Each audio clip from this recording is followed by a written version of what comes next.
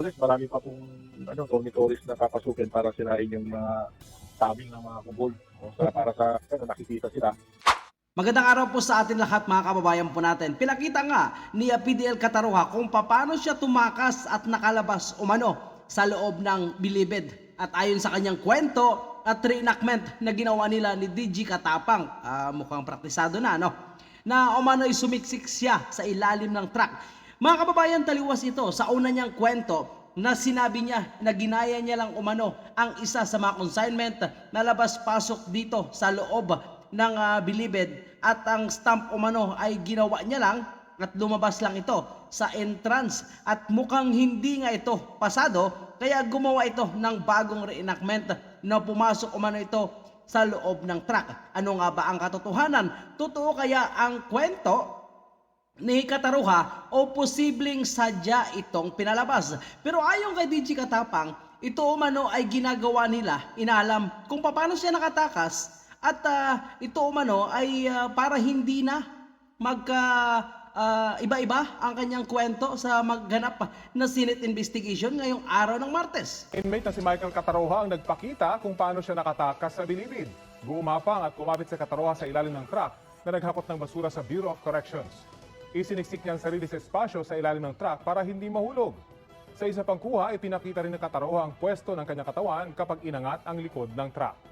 Binalikan din ni Bucor Director General Gregorio Katapang ang pinanggalihan ng Cataroha bago siya nakatakas. Napagalaman sa mga kapwa-inmate ni Cataroha na July 8 o 9 pa siya nawala. Mas maaga kesa sa naiulat na July 15. Sabi ni Katapang, tinitiyak nila sa demo at backtracking ang mga salaysay ni Cataroha para hindi mag-iba-iba habang gumugulong ang investigasyon. So yun nga mga kababayan po natin, gusto niya siguraduhin ni DG Katapang na umano'y hindi ba iba-iba ang kwento pagdating sa Senate investigation. Mukhang praktisado na mga kababayan po natin.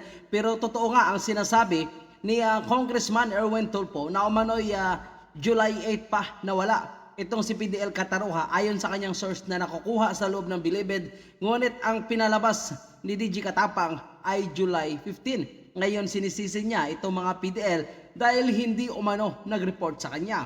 Paano? Bakit ang PDL ang sisihin? Siyempre katropa nila yan. Talagang gagawa sila ng paraan para hindi malaman na nakatakas ito para nga naman sana magawan pa ng panibagong kwento. Posible nga kasabot niya itong ilang PDL sa kanyang paglabas. Kaso ang nakikita ko baka ang inutos sa kanya ay nabulilyaso at hindi agad ito nakabalik sa loob ng bilibid, mga kababayan po natin. Ganun pa man, magaganap ang Senate investigation ngayong araw at ayon kay Katapang ay naging matagumpay umano ang paglipat niya ng ilang mga high inmate profiles, ito umano mga drug lord at nilipat nga sa ibang kulungan or penal farm para hindi na umano magkalat dyan sa loob ng bilibid. Ngunit ganun pa man ay mukhang huli na ang lahat bago siya gumawa ng aksyon. Ito ata ang sinasabi niya, nagagawin niya ang lahat at baguhin niya. Pero siyempre mga kababayan po natin, kung tayo ang tatanungin ay talagang sira na ang kanyang reputasyon at credibility pagdating diyan sa kanyang pamumuno sa Bucor. Bahagi yan ng kanilang pagpilay sa anilay talamak na drug trade sa loob ng kulungan. Tuloy pa rin daw ang operasyon ng mga drug lord kahit nasa piitan dahil nakakagamit pa rin sila ng cellphone. Layon din ng Bucor na i-decongest ang bilibid. Marami pa pong dormitories na papasukin para sirain yung mga tabing ng mga kubol. Para sa nakikita sila kung saan sila nakapwesto at nakikita kung anong ginagawa nila, kung nasaan nandun sila sa lahat ng mga kwarto nila. So actually mga kababayan po natin, walang dapat sisihin kung bakit dumami itong kubol. Dahil sa kapanahonan ni General Bantag, lahat po yan ay binasag na, sinira na. So bakit ibinalik mo pa? So hindi mo dapat sisihin ang PDL kung bakit tumaas at nagkaroon dyan ng mga tabing itong mga PDL. Kasi unang-una, ikaw yung namamalakad dyan eh. Kaya dapat aminin mo na, kunin mo na lahat na responsibilidad at huwag mong ituro sa PDL ang sisi kung bakit nagkaroon ng napakaraming kubol. Sapagkat ikaw mismo na direktor ng Bucor ang namumuno. Hanggang ngayong araw ang ibinigay na palugit ni Bureau of Corrections Chief Gregorio Catapang sa mga inmate para buwagin ang mga kubol o dibisyon sa kanilang mga selda. Gayunman, walang naging tugon o aksyon ang mga ito kaya mismong mga tauhan ng New Bilibid Prisons ang pinagbaklas ni Director Catapang. Kasi voluntary.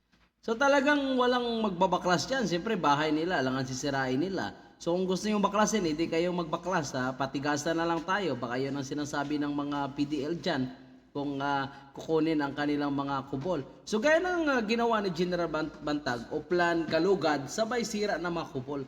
Bakit sila pa ang uutusan nyo? Baliktad naman ito, no? Dapat yan eh. Pero kami na ngayon nag-iinit Sobrang eh. luwag Dahil na eh. Linas kugon sila eh.